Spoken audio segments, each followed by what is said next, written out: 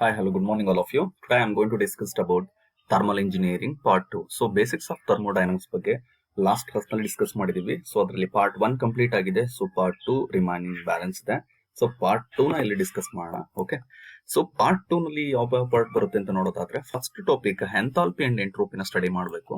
So ಇದ್ರ related enthalpy and entropy ಸುಮಾರು ತುಂಬಾ ಕ್ವಶನ್ಸ್ ಗಳು ಫ್ರೇಮ್ ಆಗಿದೆ ಎಂಥಾಲ್ಪಿ ಮೇಲೆ. The first concept, the ratio of mass per unit volume. Mass per unit volume is called as density. So ನೋಡಿ, temperature pressure ಬಗ್ಗೆ last class ಅಲ್ಲಿ ಹೇಳಿದೆ, ಡೆನ್ಸಿಟಿ ಬಗ್ಗೆ ಹೇಳಿರ್ಲಿಲ್ಲ. Mass per unit volume. So density definition is equal to mass per unit volume. ಇದನ್ನ note ಮಾಡ್ಕೊಳ್ಳಿ.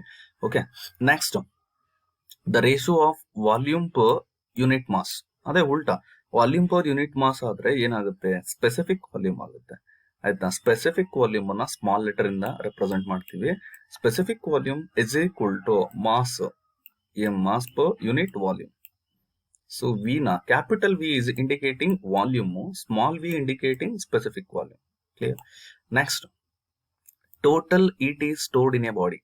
If you consider any body, ಯಾವ್ದಾದ್ರೂ ಒಂದು ಬಾಡಿನ ಕನ್ಸಿಡರ್ ಮಾಡಿ, ಆಯ್ತಾ, ಆ ಬಾಡಿನಲ್ಲಿ ಏನು ಟೋಟಲ್ ಈಟು ಸ್ಟೋರ್ ಆಗಿರುತ್ತೆ ಇನ್ಸೈಡ್ ನಲ್ಲಿ, total is stored in a body, it's called as enthalpy of a body or enthalpy.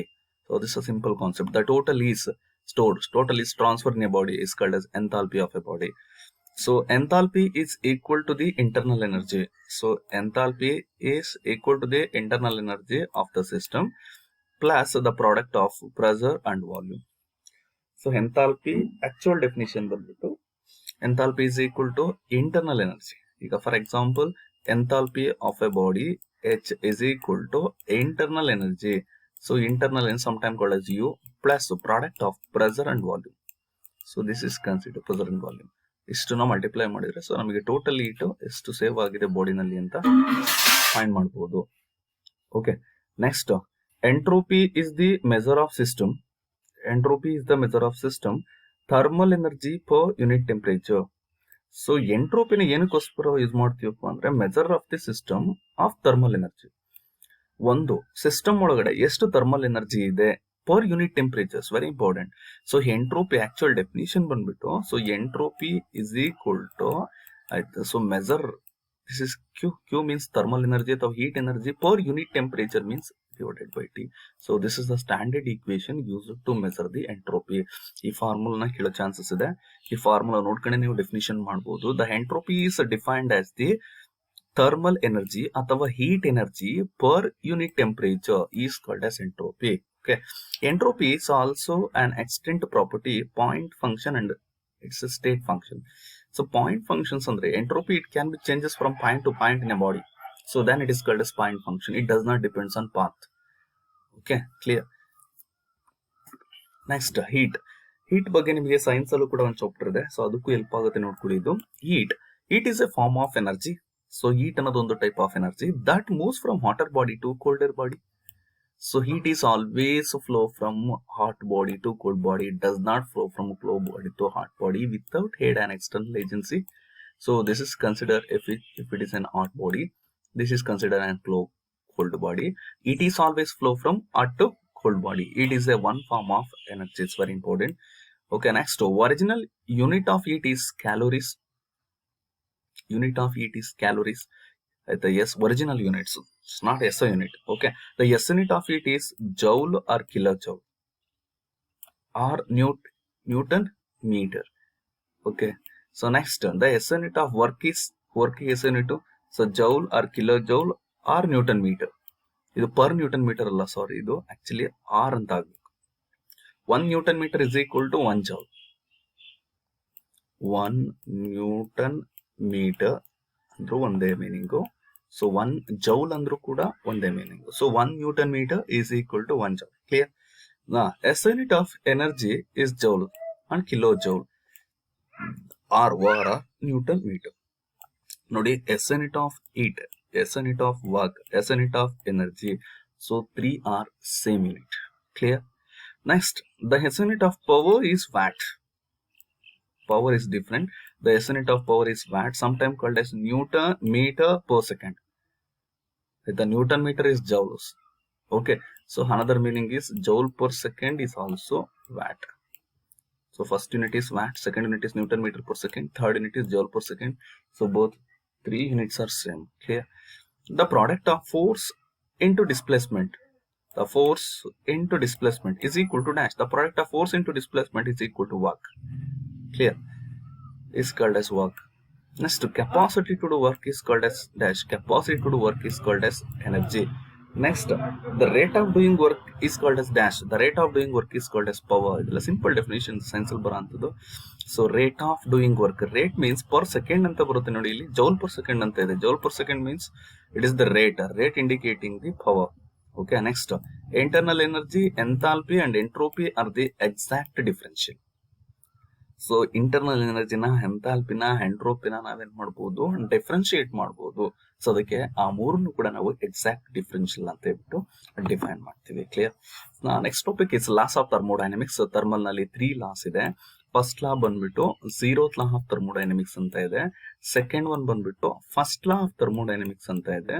So third one ಬಂದ್ಬಿಟ್ಟು ಸೆಕೆಂಡ್ ಲಾ ಆಫ್ ಥರ್ಮೋಡೈನಮಿಕ್ಸ್ ಅಂತ ಇದೆ. So zeroth law and first law and second law. Okay. So zeroth law ನೋಡೋಣ. Zeroth ಲಾ ನೋಡೋದಕ್ಕಿಂತ ಒಂದು figure ನ explain ಮಾಡ್ತೀನಿ ನೋಡ್ಕೊಳ್ಳಿ. Actually zeroth ಲಾ ಏನ್ statement ನ ಹೇಳುತ್ತೆ ಅಂದ್ರೆ, if you consider body A and if you consider body B. A ಮತ್ತೆ ಬಿ ಎರಡು ಬಾಡಿ ಇದೆ. ಸೊ ದ ಟೆಂಪರೇಚರ್ ಎ ಮತ್ತೆ ಬಿ ನ ಏನ್ ಮಾಡಿದೀವಿ ನಾವು ಆಲ್ವೇಸ್ ಕನೆಕ್ಟ್ ಮಾಡಿದ್ವಿ. Then connected with body number C. B ಮತ್ತೆ ಸಿ ನ ಕನೆಕ್ಟ್ ಮಾಡ್ತೀವಿ. ಫಸ್ಟ್ ಆಕ್ಚುಲಿ ಎ ಮತ್ತೆ ಬಿ ಕನೆಕ್ಟ್ ಆಗಿರುತ್ತೆ, ಫಸ್ಟ್ ಪೊಸಿಷನ್. ನೆಕ್ಸ್ಟ್ ಬಿ ಮತ್ತೆ ಸಿ ಕನೆಕ್ಟ್ ಆಗುತ್ತೆ, ಸೆಕೆಂಡ್ ಪೊಸಿಷನ್. ಆಫ್ಟರ್ ವರ್ಡ್ಸ್ ನಾವು ಕನೆಕ್ಟ್ ಆಗಿರೋದು only A to B but B to C. Afterwards automatically ಇದು ಸಿ ಟು ಎಗೆ ಕನೆಕ್ಟ್ ಆಗಿರುತ್ತೆ. ಹೇಗಪ್ಪ ಇದು ಅಂದ್ರೆ, when two bodies are thermally equilibrium with each other. ಯಾವಾಗ ಎರಡು ಬಾಡಿಗಳು ಥರ್ಮಲಿ ಈಕ್ವಿಲಿಬ್ರಿಯಂ ಆಗಿರುತ್ತೆ, body number A and body number B thermally equilibrium ಆಗಿರುತ್ತೆ. Then connecting third body number C is also thermal equilibrium with the B and C. So then you measure all the bodies are under the thermal equilibrium condition. Body A ಮತ್ತೆ B thermally equilibrium ಇದ್ದಾಗ B ಮತ್ತೆ C ನ connect ಮಾಡಿದಾಗ ಇದು B ಜೊತೆ connect ಆಗಿರುತ್ತೆ, but also equilibrium with all bodies. So this is the concept of zeroth law. ಆಯ್ತಾ? So zeroth law thermodynamics. This is the thermometer. Actually thermometer ನ design ಮಾಡಿರೋದು, ಥರ್ಮೋಮೀಟರ್ ನ ಕಂಡುಹಿಡಿದಿರೋದು based on the principle of zeroth law. Okay. So thermometer ಏನಿದೆ, ಈ thermometer glass tube ಇದೆಯಲ್ಲ, glass tube ಬಂದ್ಬಿಟ್ಟು body number A ಆಗಿ ವರ್ಕ್ ಆಗ್ತಾ ಇರುತ್ತೆ. ಇನ್ಸೈಡ್ ನಲ್ಲಿ ಮರ್ಕ್ಯೂರಿ ಇದೆಯಲ್ಲ, ಮರ್ಕ್ಯೂರಿ ಬಂದ್ಬಿಟ್ಟು ಬಾಡಿ ನಂಬರ್ ಬಿ ಆಗಿ ವರ್ಕ್ ಆಗ್ತಿರುತ್ತೆ. ಓಕೆ. ಈ ಎ ಮತ್ತೆ ಬಿ ಯಾವಾಗ್ಲೂ ಕೂಡ ಏನಾಗ್ತಿರುತ್ತೆ, ಇದು ಬಾಡಿ ನಂಬರ್ ಎ, ಇದು ಬಾಡಿ ನಂಬರ್ ಬಿ. ಈ A and B always connect ಆಗಿರುತ್ತೆ. So both are always thermal equilibrium ಅಂತ ಡಿಫೈನ್ ಮಾಡಬಹುದು technically. Next, if it is connected to the hand, ಹ್ಯಾಂಡಿಗೆ ಕನೆಕ್ಟ್ ಮಾಡ್ತೀವಿ ಥರ್ಮೋಮೀಟರ್ ಅಂತ ತಿಳ್ಕೊಳ್ಳಿ. It act S body number C, body number C act ಆಗುತ್ತೆ. So ಅಲ್ಲಿಗೆ A B C ಮೂರೂ ಕೂಡ ಏನಾಗುತ್ತೆ, ಒಂದೇ ಟೆಂಪರೇಚರ್ ಬರುತ್ತೆ, ಥರ್ಮಲ್ ಈಕ್ವಿಲಿಬ್ರಿಯಂ ಆಗುತ್ತೆ. So this is the concept of thermometer or zeroth law of thermodynamics. When two objects, actually definitions ನೋಡಿ. The zeroth law of thermodynamics, it states that two bodies are in thermal equilibrium with the third body. Then two bodies will be thermal equilibrium with each other. So zeroth law, the zeroth law of thermodynamics is used to measurement of temperature. So ಇದು important. Zeroth ಲಾನ use ಮಾಡ್ಕೊಂಡು ನಾವ್ ಏನ್ ಮಾಡ್ತೀವಿ ಅಂತ ಕೇಳ್ತಿದ್ದಾರೆ. Zeroth ಲಾನ use ಮಾಡ್ಕೊಂಡು ನಾವು ಆಕ್ಚುಲಿ ಏನ ಟೆಂಪರೇಚರ್ ನ ಮೆಜರ್ಮೆಂಟ್ ಮಾಡೋ ಅಂತದ್ದು. ಓಕೆ.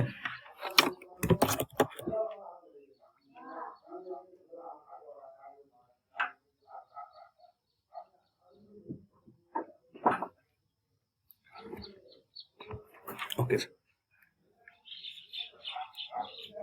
ಸಾರಿ, ಝೀರೋತ್ ಲಾನ ಯೂಸ್ ಮಾಡ್ಕೊಂಡು ಟೆಂಪರೇಚರ್ ನ ಮೆಜರ್ ಮಾಡ್ತೀವಿ, ಅಂದ್ರೆ ಥರ್ಮೋಮೀಟರ್ ನ ಕಂಡುಹಿಡಿದಿರೋ ಅಂತದ್ದು. So next point, it also state that two systems are thermally equilibrium with each other. Two systems are thermally equilibrium with each other. Body A and B is thermally equilibrium with each other.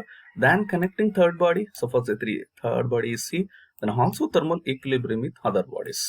Yes, it's true. The application of zeroth law is thermodynamic. Zeroth law of thermodynamics is thermometer. So very important is thermometer.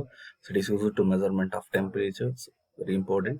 So two law, thermal equilibrium with the third body. So thermal equilibrium, the concept of thermal equilibrium is very important point. Clear? Next, first law of thermodynamics. So it is stated that law of conservation of energy. Clear? Law of conservation of energy, I think high school alle bandirutte. Energy can observe modi. Energy can neither be destroyed nor be created. When disappear is one form into must repair to the same time other forms. So ನೀವು observe ಮಾಡಿರ್ತೀರ, energy can neither be created nor be destroyed, but it can be transfer from one place to another place. ಆಯ್ತಾ? Suppose it can be converted from one form to another form. Sorry, if it is mechanical energy, so may be converting to electrical energy. So electrical energy is further converted to hydraulic energy. Yes, it is possible. Convert into hydraulic energy. The mechanical to electrical, electrical to hydraulic. So energy may be converted into one form into another form.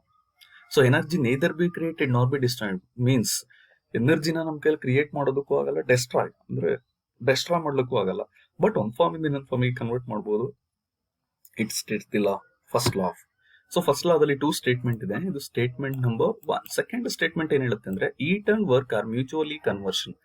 Heat and work ಅನ್ನ mutual ಆಗಿ convert ಮಾಡಬಹುದು ಅಂತ ಹೇಳುತ್ತೆ. So this is the equation. Q is equal to internal energy plus work done. So ನೋಡಿ ಇಲ್ಲಿ first ಲಾದಲ್ಲಿ main ಆಗಿ suppose if it is transfer the heat to any system, then it is produce the work. Work ಅನ್ನ ಏನ್ ಮಾಡ್ತೀವಿ, produce ಮಾಡ್ತೀವಿ. ಈ transfer ಆಗ್ತಾ ಇದೆ ಅಂದ್ರೆ ವರ್ಕ್ ಪ್ರೊಡ್ಯೂಸ್ ಆಗ್ತಾ ಇದೆ ಅಂತ, ಈ ಟ್ರಾನ್ಸ್ಫರ್ ಆಗ್ತಿಲ್ಲ ಅಂದ್ರೆ ವರ್ಕ್ ಪ್ರೊಡ್ಯೂಸ್ ಆಗ್ತಿಲ್ಲ ಅಂತ. ಸೊ ಈ is called as internal energy. Okay, suppose internal change of internal energy. So this indicating change of internal energy. So sometime called as like this. Okay, next Q minus W. Q indicating work, W indicating, sorry, Q indicating heat transfer, W indicating work done.